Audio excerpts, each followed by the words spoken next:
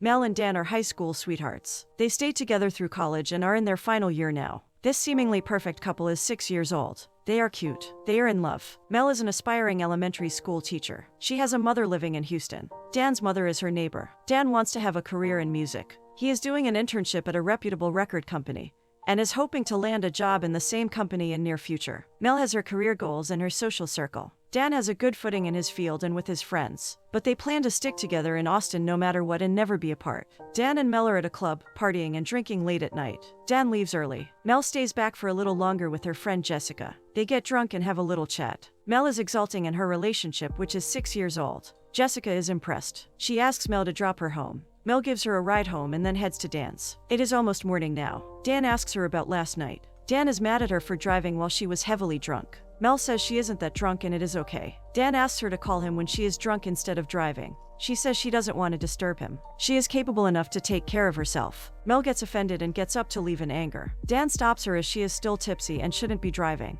He wrestles to take hold of her. She pushes him away and accidentally does it so hard that he falls back, hitting the back of his head with the dresser. He starts bleeding profusely. Mel is horrified and apologetic. He asks her to step away. They go to the hospital. The nurse says it is going to be all right. She asks how it happened. Dan lies that he tripped and hit his head. The nurse doesn't seem to believe it but lets it go. Dan wears a cap to work to hide his wound. His coworker, Amanda, mocks him. They are friends as well. She has an easygoing and playful personality. She brews coffee for him. She sees the injury and asks Dan about it. Dan tells her what happened truthfully. He says it is no big deal, but Amanda finds it very disturbing. It is Mel's first day as a trainee in an elementary school. She is good at being a teacher and is really passionate about it.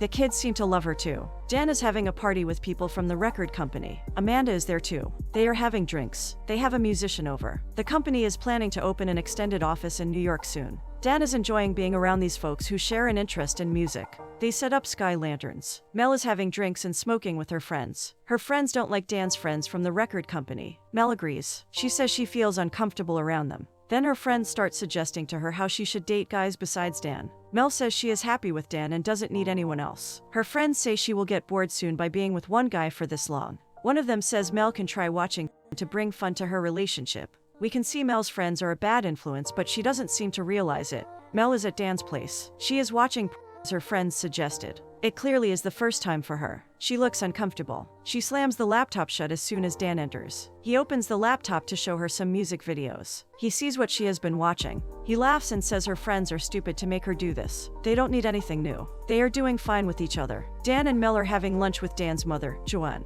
Mel isn't here yet. Dan tells her mom about his internship and how much he is looking forward to working for a record company in New York. But he has to stay in Texas for one more year for Mel. He is okay with that apparently. Joanne offers to help him financially to get settled in New York. Dan looks torn between two choices. They change the subject when Mel joins them. Joanne likes Mel and appreciates the bond she has with her son. Mel's mother is selling her house. Joanne says she will miss her. It is hard for Mel to see her childhood place being sold. Dan wants to go to a pool party with people from work. He wants Mel to come along. She doesn't want to go. She makes all the excuses. Dan promises he will bring her back if she doesn't enjoy it. She agrees to go. Dan is having fun. Amanda has a drink. She is bored and wants to go home. Dan says he must stay back as it is important for him to bond with these people for his career. Amanda says it is fine. He can stay back. She leaves. Dan and Amanda get drunk. Amanda asks him personal questions. She can't believe two people can be together for such a long time. She wants to know if Mel is the only girl he has been with. She goes on to ask if he is bored by being with the same person. Dan laughs her questions off and avoids answering them. Amanda starts telling him very personal things about herself. She says she has been single for a long time. She gets addicted to physical intimacy when in a relationship. Dan is listening to her. She comes closer to sit beside him. Her actions are suggestive and seductive. Dan leans to kiss her and she kisses him back. Dan breaks away and is regretful. He is sorry, but Amanda says it is fine. She says she had thought of kissing him but held herself back as she values his friendship. He leaves embarrassed and regretting. He wakes up the next morning and feels very guilty for what he did last night. He gets up to go see Mel. He buys breakfast for her on the way. She is happy to see him and is thankful for breakfast. Dan is unusually silent. Mel asks him what's wrong. He says it's nothing. They are hanging out with their friends in a club. Mel's phone is dead. She wants to check on one of her friends. She borrows Dan's phone to call her. Right at that time, Amanda texts Dan. She is mentioning their kiss by the pool and wants more of it. Amanda is devastated and rushes to confront Dan. He says it was Amanda who made the advancement. It meant nothing, so he didn't tell Mel anything about it. Mel yells at him and pushes him away. She is upset that he didn't tell her and it was through a text she came to know. If it meant nothing, he could have been honest. Mel weeps while hitting him. Dan says he is sorry and he will never do anything like that again. Mel hits him. He pins her down to the ground in self-defense. The cops happen to be around. They ask Dan to step away from Mel. They misunderstand the situation. Dan has come off as the abusive one. The cops handcuff Dan and shove him in the backseat of the car. Dan asks Mel to explain to the cops. She says nothing and weeps in anxiety. When she gets up to speak on Dan's behalf, it is too late. The cops won't listen to her and hold Dan behind the bars for a whole day. She stays at the police station all night until Dan is released. He doesn't want to talk to her. She says she is sorry. He stays silent while she drives him home. We see her crying all the time out of guilt and embarrassment. She is lost during her training at school and isn't doing fine anymore. Dan's betrayal isn't the problem anymore. Now it is about what Mel did to him. The record company people have offered Dan a job at their extension in New York. Dan has finally got something he wanted so much. He is super excited and happy. Amanda says they should celebrate his success. They meet for drinks later that day. Amanda says she is sorry for texting him a provocative message the other night. She was just very drunk. He tells her that he and Mel are on a break nowadays. Amanda looks annoyed when Dan's phone rings. He ignores it and continues to talk with her. Amanda says she understands what he is going through. She tells about her last breakup and how it felt. Dan talked about the break, not the breakup.